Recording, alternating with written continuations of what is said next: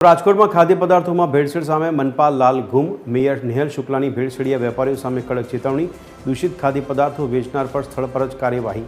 રાજકોટ મનપા હવે પોતાની testing lab શરૂ કરશે। ભેળસેળ રોકવા માટે 8 ખાસ ટીમોની રચના। આખું વર્ષ ચાલશે ભેળસેળ વિરોધી ખાસ ઝુંબેશ। આપણા જેટલા ખાણીપીણીના જેટલા આઉટલેટ્સ છે, રેસ્ટોરન્ટ્સ, હોટલ્સથી લઈને અમારા હોકર ઝોનથી લઈને નાનું મોટું જ્યાં પણ થાય, એમાં આખું વર્ષ અત્યારે અમે 8 ટીમો તો બનાવી દીધી છે સાથે રાખીને।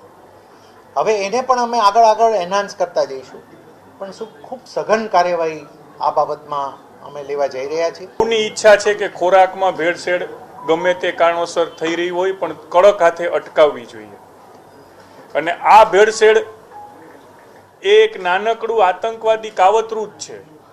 વેપારીઓ સમજણમાં કે અણસમજણમાં ક્યાંક પોતાના વધારે નફા માટે દરેક કુટુંબના નાના બાળકથી લઈ અને અત્યંત વૃદ્ધ પરિવારના વ્યક્તિ સુધીનું મારા તમારા સૌ ઉપર આ એટેક છે।